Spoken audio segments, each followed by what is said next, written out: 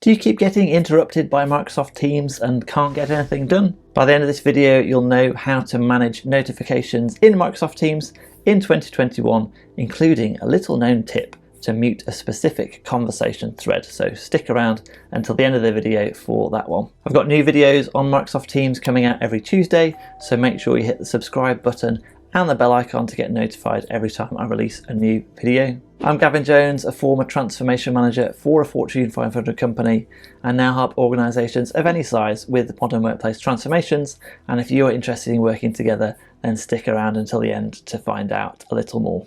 Okay, so let's dive into Teams and have a look at the different ways you can manage your notifications so you don't get overwhelmed with pings when you're trying to do some work. So the first best friend is, like we did in the last video, come into your status and change it to Do Not Disturb. That says your status is set to Do Not Disturb. You then get notifications for urgent messages and from your priority contacts.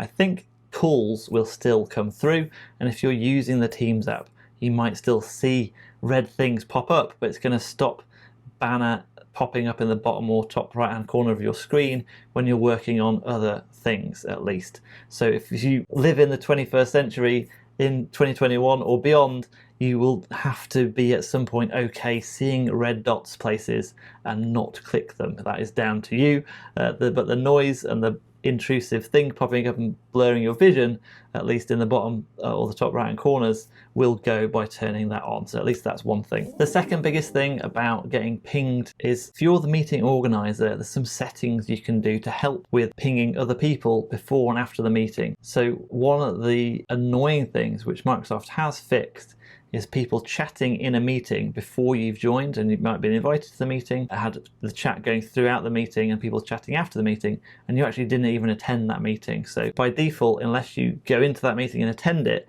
the chat will be muted for you already. But further than that is, if you click on the meeting options, either in the link in your Outlook calendar invite or in via Teams, you'll come out to this web page where you can then say allow meeting chat, and if it's enabled, that's chat before, during and after the meeting. And if it's not a channel meeting where you might be just working as part of the normal team, if it's just a normal calendar Outlook invite, you can say in meeting only, so you can only chat about that meeting once you're in the meeting. And if you join the meeting and it finishes, you won't then be getting pinged about stuff. If people talk about the meeting before, again, you won't be pinged about stuff because they won't be able to chat anything there. So that is one way that you can turn that off. So if getting interrupted in Microsoft Teams resonates with you, go ahead and hit that like button to let me know. If you're not the meeting organizer and there's stuff going on, you can still mute that entire meeting thread by clicking on the three dots next to it and clicking on mute, and then you won't get pinged about anything that's gone in the meeting. Similarly, any chat, either one-to-one or group, you can mute, and obviously you're more likely to want to mute a group chat, because anytime anyone replies in a group chat, you will get pinged, just like WhatsApp or any other consumer app. But the main benefit of Teams is obviously the Teams bit of Teams, where you've got proper threaded chat, app mentions, personal and channel app mentions. And if we come into the Teams bit of Teams, that's when you might end up with a long conversation thread. And the default is, if I scroll up to this one that's got 18 replies, although most of them from me, if you have commented in that conversation thread, the default is that you will get notified anytime anyone then replies underneath you.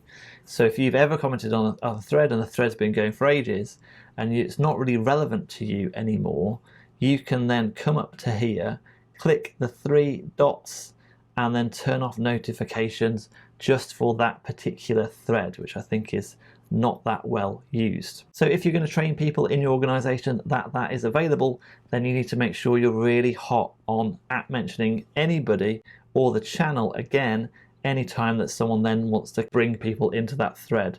So say that Ramneek or Richard down here had commented and they don't want to get pinged every time that we then keep that thread going, they would need to then go to the top of the thread, click the three dots, and then say mute. But then if I knew that Ramneek or Richard was likely to do that, and I'm assuming when I reply that they're going to see it, like I did in this one actually, I should then remember to mention Richard, just in case he's muted that conversation thread. He won't get notified and stuff is likely to get lost. But That is a good little tip that people don't use that often. So if you're getting interrupted a lot by Microsoft Teams, it might be because your organization has not got a well thought through structure of their teams to enable more productivity. If you've not yet saved hours per person per week by moving on to Teams, then you've probably not landed it effectively yet. If you want to find out more about how we can help you do that and unlock all those benefits of moving on to Teams, then book a call with me in the link below to find out more. Check out these videos next. Remember to give the video a like, subscribe, and if you really like the video, consider buying me a beer using the link in the description below. It really does help support the channel and keep free content going out. But thanks for watching so far, and we'll see you in the next video.